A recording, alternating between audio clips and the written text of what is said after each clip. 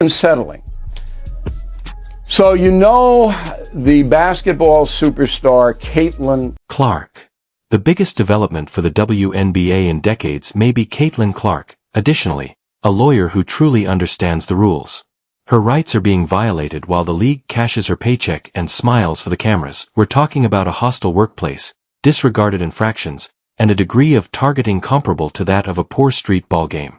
Not a league for professionals. So you know the basketball superstar Caitlin Clark. She is in the women's national basketball association. Big star, huge star, brilliant player. Okay, she's on the Indiana team. Now 64% of the WNBA is black. All right, Caitlin Clark comes in and is immediately the biggest star in the league. Immediately. And merchandising in every other way. Apparently, there's some jealousy that might be manifesting itself into physical,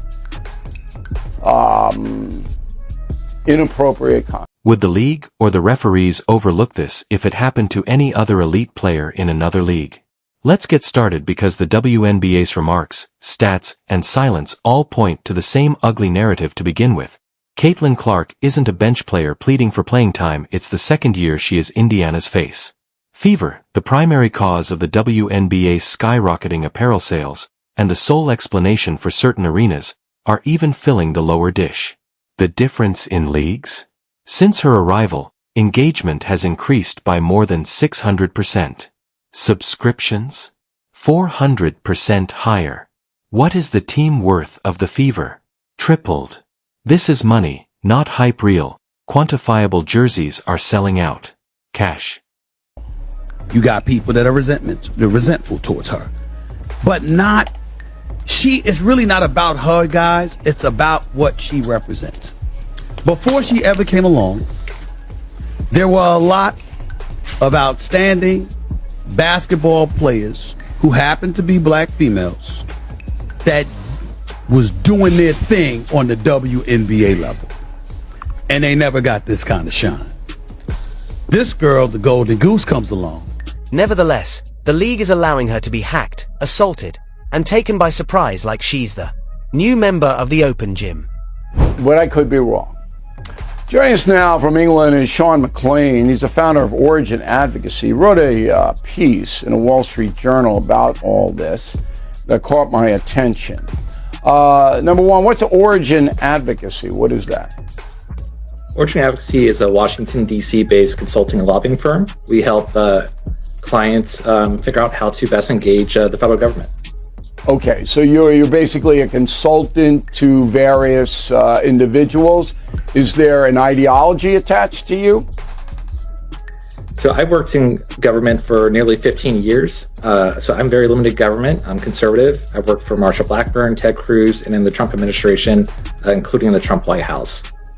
Okay. Now, what caught your attention about Caitlin Clark? Caitlin Clark has had a seismic impact on the WNBA ever since she first joined. Merchandise sales increased over 600%, league app engagement over 600%, subscriptions to the league pass over 400%, and the team she plays for, the Indiana Fever, tripled in value. But despite all that success that she's immediately had, the league has basically looked the other way as she's been targeted on a weekly basis.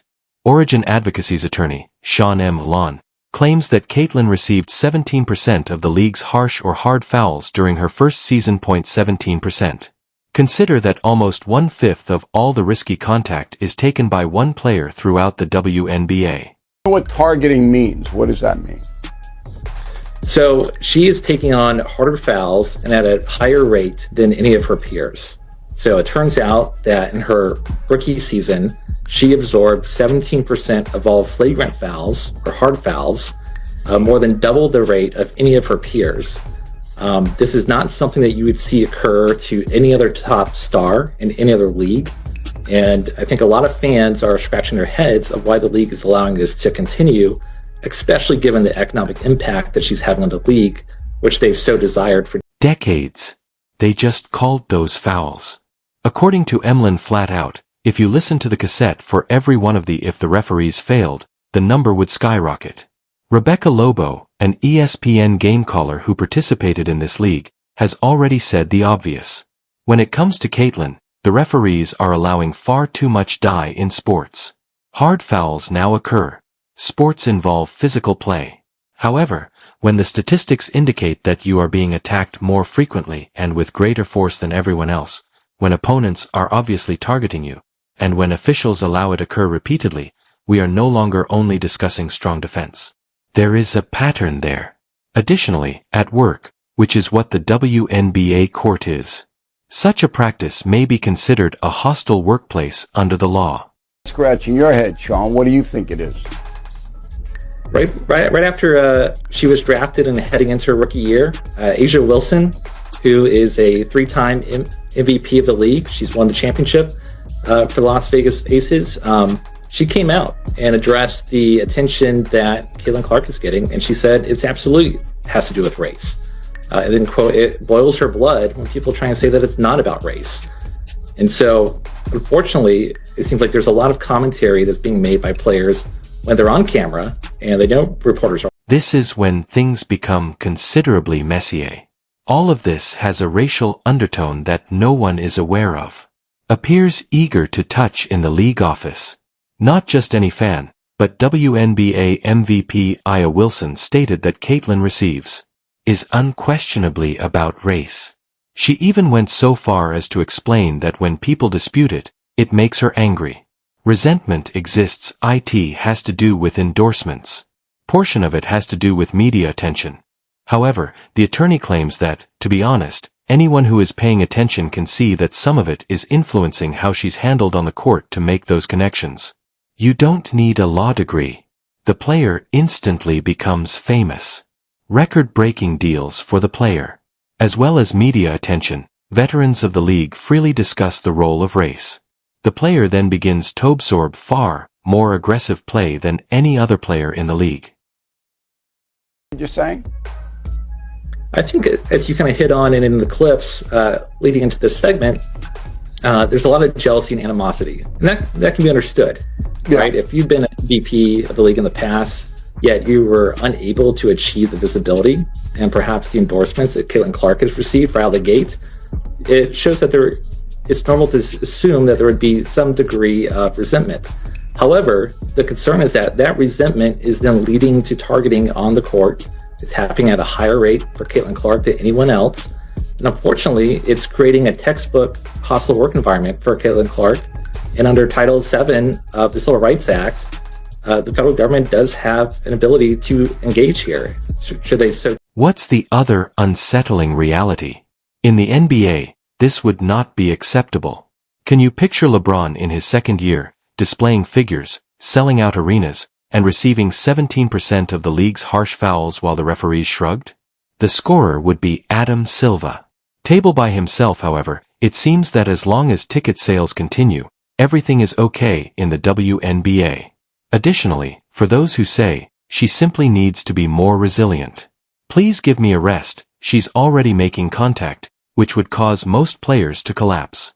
Over from, being tough does not absolve the league of its obligation to safeguard its players. This isn't a hard difficulty video game. There are real rules in this professional sports league. The jealousy angle is also genuine. If you've been working hard in the league for years and you see Caitlyn enter and receive more endorsements in just 6 months than you've had in your professional life, you may feel that way. Human nature is like that. However, human nature does not justify targeting someone to the point of endangering their job and well-being. Additionally, this is where the league's even more perplexing is silence. Everyone benefits from Caitlyn's accomplishment, not just larger crowds, increased merchandise sales and TV viewership. The league's bottom line benefits from that money, which doesn't simply disappear which may eventually result in increased pay, improved travel and increased visibility for every athlete. Therefore, why in the world would you permit the person responsible for that growth to be abused like a piñata? And yet, here we are. The WNBA acts as though the problem will go away if they simply don't discuss it. It won't. Spoiler alert. In fact, the more they put off dealing with it, the more attention it receives. Attorneys adore paper trails, and a poorly crafted press statement is just as revealing as leadership silence. And for just that reason, Sean Moulin's "The League has a problem with comments" is more than just a TV pundit offering his opinions. He is an attorney with experience working for the federal government. He is familiar with the terminology and the procedure, and when he used the term hostile, it's intentional to mention the workplace in the same phrase with Caitlin Clark. It's a signal lie in essence. It says, hey, someone else might resolve this if the league doesn't. Blood is already being smelled by the media. Talk shows on sports are becoming because it's a perfect storm. The rights are being violated. Headlined a top player at the center, money, safety, gender, and race. It's a surefire way to boost numbers, and the political shows take it up when you include the legal aspect. It up as well. This could have remained a basketball story in the WNBA. It's now straying into the realm of national news. As usual, fans are divided. What you would expect is what Caitlin supporters are saying.